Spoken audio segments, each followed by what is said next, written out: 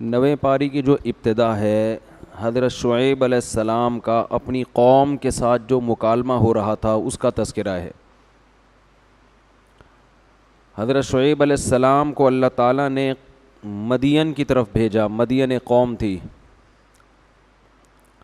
اس قوم میں بیماری تھی، ایک تو شرک کی اور دوسری وہ ناپ تول میں کمی کیا کرتے تھے، کسٹمر کو ٹھگتے تھے، دو نمبری کرنا۔ تو حضرت شعیب علیہ السلام نے ان کو سمجھایا، اوفوا الکیل والمیزان، جب وزن کرو یا کیل کرو، کیل کہتے ہیں مخصوص پیمانہ، مخصوص برتن جس کو ناپنے کے لیے رکھا ہو۔ آپ کو پتہ ہے نا، کسی بھی چیز کو ناپنے کے عام طور پر 3 طریقے ہوتے ہیں۔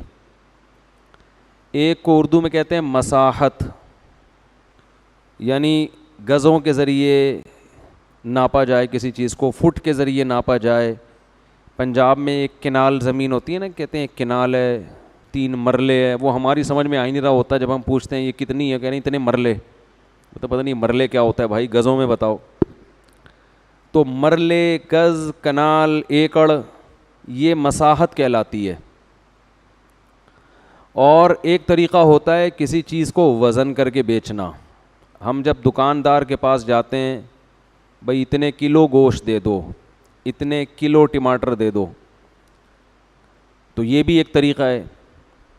ایک طریقہ ناپنے کا ہوتا ہے کیل، مخصوص برتن ہوتے ہیں کہ اس برتن میں جتنا آ جائے، چاہے وزن اس کا کچھ بھی ہو، جیسے لیٹر، 1.5 لیٹر والی بوتل، 1.5 litre petrol, 1.5 litre, 2 litre diesel.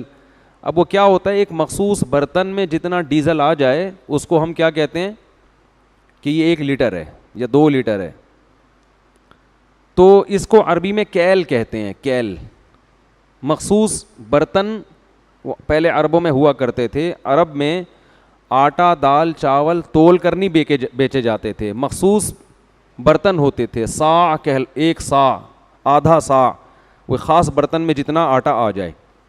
کھجور بھی ایسے ہی بکتی تھی، اس کو کہتے ہیں کیل۔ اور ایک طریقہ ہوتا ہے عدد، جیسے بھائی اتنے درجن کیلے، اتنے درجن انڈے، یہ عدد ہے نا۔ تو یہ 4 طریقے ہوتے ہیں عام طور پر پیمانہ کرنے کے۔ تو ان 4 طریقوں میں یہ لوگ ڈنڈی مارا کرتے تھے، خاص طور پر کیل میں اور وزن میں۔ گننے میں تو ڈنڈی مارنا تھوڑا مشکل کام ہوتا ہے، جب آپ کوئی چیز گنتے ہیں نا تو سامنے والا بھی تو گنتا ہے نا اس کو، لیکن تولنے میں یہ گڑبڑ ہوتی ہے کہ آپ کے پاس جو وزن ہوتا ہے وہ آپ تھوڑا کم رکھتے ہو۔ اور بعض دفعہ ایسے بھی ہوتا ہے، ہمارے حضرت فرمایا کرتے تھے کہ بعض لوگ یوں کرتے ہیں کہ جیسے 1 کلو کا بٹا رکھا، اور جب یہاں 1 کلو ٹماٹر تول رہے ہیں نا تو وہ آخری ٹماٹر ایسے زور سے ترازو میں ڈالتے تھے۔ ڈیجیٹل ترازو تو اب آئے ہیں نا، پہلے تو وہ، تو جیسے زور سے ڈالیں گے اس کا وزن کیا ہو جاتا ہے، ایسے پھینک کے۔ تو یہ ڈرامے ہوتے ہیں۔ آج کل ڈیجیٹل ترازو میں لوگوں نے گڑبڑ کی ہوتی ہے۔ ایک صاحب مرغی لے کر آئے، مجھے خود بتایا کہ وہاں وزن کچھ اور تھا، گھر میں بھی کہتے ہیں میں نے ترازو رکھا ہوا ہے، وہاں وزن کچھ اور تھا۔ تو یہ طریقے، گھٹیا طریقے، لوگوں کو دھوکہ دینے کے اور حرام کمانے کے طریقے ہیں۔ یہ مرض 2-4 لوگوں میں نہیں، پوری قوم میں سرایت کر گیا تھا، جیسے ہمارے ہاں بھی ہے۔ چند لوگ آپ کو صحیح ملیں گے، اور پیٹرول پمپ پہ دیکھیں آپ، بہت دفعہ ایسا ہوتا ہے ہم ڈیزل ڈلواتے ہیں، پیٹرول ڈلواتے ہیں، اس پمپ سے ڈلواؤ تو صحیح ایوریج ملتا ہے، اس پمپ سے ڈلواؤ تو آگے جا کے ختم ہو جاتا ہے۔ یہ 2 نمبریاں ہو رہی ہیں۔ اتنا برا عمل ہے نا اللہ کی نظر میں، یہ اس کو ہلکا جرم نہ سمجھیں۔ دیکھو اللہ کو 2 نمبر لوگ پسند نہیں ہیں۔ اسلام کی دعوت اور جو کفر کی دعوت ہے اس میں فرق کیا ہے؟ غیر مسلم آپ کو اخلاقیات سکھاتا ہے، مینر سکھاتا ہے۔ قرآن کہتا ہے نا نا نا نا نا، ان چیزوں کا صرف اخلاقیات سے تعلق نہیں ہے، ان کا خدا کی نافرمانی سے تعلق ہے۔ یہ گناہ ہے، جرم ہے، یہ اللہ کی نافرمانی ہے۔ لہذا اس پہ سزا تمہیں وہ نہیں ملے گی جو دنیا دیتی ہے، دیکھو اگر میں کہیں سے آلو خریدتا ہوں، اس کو خوب اچھی طرح سمجھیں، اسلام میں اور غیر مسلم میں فرق کیا ہے. میں اگر کہیں سے آلو خریدتا ہوں، اس نے 20 روپے کے 100 روپے کے آلو میں ایک کم ڈال دیا اس نے، میں کیا کروں گا؟ جا کے تھوڑا سا برا بلا کہہ کے واپس آ جاؤں گا، کیونکہ اس نے مجھے ایک آلو کا نقصان پہنچایا ہے. یہی ہوگا نا. اللہ کہتا ہے نہیں، وَيْلٌ لِّلْمُطَفِّفِينَ، تباہی ہے ان لوگوں کے لیے جو ناپ تول میں کمی کرتے ہیں. الَّذِينَ إِذَا اكْتَالُوا عَلَى النَّاسِ يَسْتَوْفُونَ، جب حق لینے کی باری آتی ہے تو پورا پورا وصول کرتے ہیں، دینے کی باری آتی ہے تو ڈنڈی مارتے ہیں. أَلَا يَظُنُّ أُولَٰئِكَ أَنَّهُم مَّبْعُوثُونَ، انہیں پتہ نہیں ہے کہ آخرت میں ان کو اس جرم کا اللہ کے سامنے حساب دینا ہے. تو یہ جو نافرمانی کر رہے ہیں، یہ کسٹمر کی نافرمانی بعد میں ہے، یہ اللہ کی نافرمانی پہلے ہے. تو جہنم کی آگ کی سزا اللہ نے اپنی نافرمانی کی وجہ سے رکھی ہے، آلو کم دینے کی وجہ سے نہیں رکھی. تو شعیب علیہ السلام نے اپنی قوم کو کیا کہا کہ ناپ تول میں کمی بولو مت کرو. قوم کی کھوپڑی میں یہ بات آج بھی نہیں آتی، قوموں کی کھوپڑیوں میں آتی ہیں. آپ سمجھاؤ سبزی والوں کو یہ نہ کرو، کہہ رہے ہیں ابے اس کے بغیر تو گزارا ہی نہیں ہوتا، ابے سبھی یہی کر رہے ہیں، ابے بھائی موقع کون سے دور میں رہتے ہو. یہ ٹوپی ڈرامے شروع ہو جاتے ہیں. تو وہ قوم بھی کہنے لگی. پھر وہ ایک جرم یہ بھی کرتے تھے کہ راستوں میں بیٹھ جاتے تھے، اور جو لوگ بھی حضرت شعیب پر ایمان لاتے نا ان کو وسوسے ڈال ڈال کے اللہ کے راستے سے روکتے تھے، جو کام آج فیس بک اور یوٹیوب پہ ہو رہا ہے. اچھے بھلے لوگ جب دین کی طرف آتے ہیں ان کو فرقواریت میں الجھا دینا، ان کو علماء کے خلاف، محدثین فقہا کے خلاف، صحابہ کے خلاف، وہ صحابہ سے یہ غلطی ہوئی، وہ اسلام ہی مشکوک لگنے لگتا ہے. اسلام کے جو بیسک احکام ہیں جو صدیوں سے جن پر اتفاق چلا آ رہا ہے ان میں شک پیدا کر دینا. جیسے غامدی صاحب تو ماشاءاللہ ہول سیل کے حساب سے یہ کام کر رہے ہیں. میرا دل نہیں چاہتا نام لوں، لیکن کیا کروں، پھر وہ سمجھانا پڑتا ہے نا. ہر اسلام کے موٹے موٹے احکام میں کیا پیدا کر دیا؟ شک. اس سے کیا ہوگا؟ لوگ نا ہر حکم کے میں کنفیوز ہو جائیں گے. اسلام کے بہت سے احکام ایسے ہیں جن کو فالو کرنے میں بڑی قربانی دینی پڑتی ہے، بہت بڑی قربانی.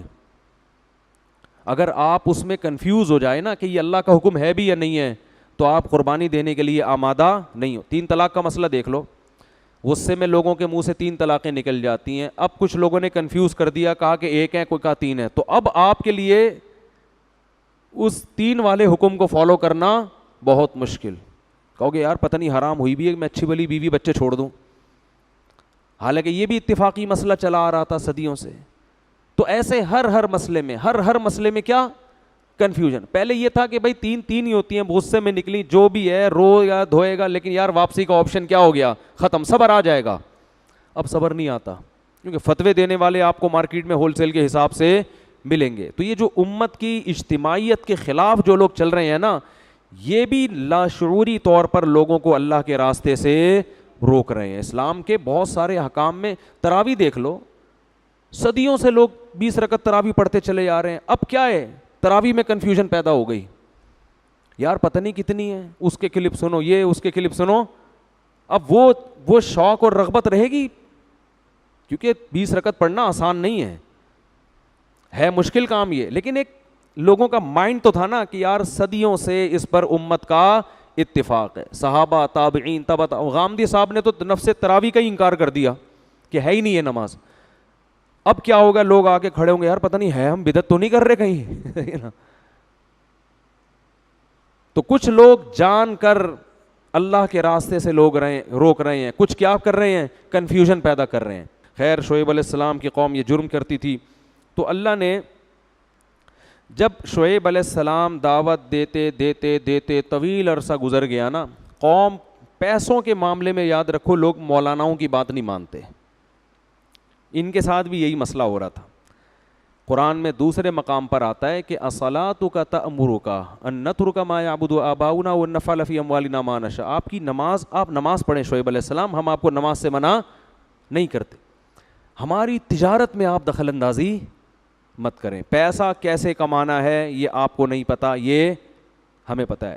تو وہ جو ہے نا جب ان کو سمجھا رہے بھائی تم قحط زدہ لوگ نہیں ہو، کھاتے پیتے لوگ ہو، کیوں ڈنڈی مار رہے ہو، تو قوم کے پاس کوئی جواب نہیں تھا. وہ کہنے لگے لَنُخْرِجَنَّكَ یا شعیب، اے شعیب ہم تجھے اپنی بستی سے نکال دیں گے، بہت زیادہ ہو گئی ہے، ہم کیا کریں گے، آپ کو اپنی بستی سے نکال دیں گے. اور اللہ فرماتے ہیں فَأَخَذَتْهُمُ الرَّجْفَةُ، ایک زلزلے نے ان کو پکڑا ہے. فَأَصْبَحُوا فِي دَارِهِمْ جَاثِمِينَ، صبح جب اٹھیں تو سارے اوندھے منہ مرے ہوئے تھے. ناپ تول میں کمی کرنے سے بھی زلزلے آتے ہیں. جب تجارت میں لوگ خیانتیں کرتے ہیں، جھوٹ بولتے ہیں، ان سے بھی کیا ہوتا ہے، آسمانی آفتیں آتی ہیں. تو جب وہ قوم الٹ گئی، اللہ فرماتے ہیں فَتَوَلَّ عَنْهُمْ، حضرت شعیب علیہ السلام نے بستی کے قریب جا کے کہا، پیٹھ پھیری اور کہا یا قوم لقد ابلغت رسالات ربی، اے میری قوم میں نے اپنے رب کا پیغام تم تک پہنچا دیا. ان مردوں سے خطاب کر رہے ہیں عبرت کے لیے. وَنَصَحْتُ لَكُمْ، اور میں نے تمہارا بھلا چاہا تھا، تمہارا برا نہیں چاہا تھا. فَكَيْفَ آسَىٰ عَلَىٰ قَوْمٍ كَافِرِينَ، اب بتاؤ میں تم پر افسوس کیسے کروں. یعنی ایسے موقع پہ تو افسوس ہونا چاہیے نا، بیچارے مر گئے، لیکن پتہ نہیں مجھے افسوس ہو نہیں رہا، کیونکہ میں نے تو تمہاری خیر خواہی میں اپنی صلاحیت کو پورا خرچ کر دیا تھا، اب مجھے تم پر رونا نہیں آ رہا. تو اس لیے بھائی اس بات کا بڑا خیال کیا کریں، مالی معاملات میں دو نمبری بولو نہ کریں.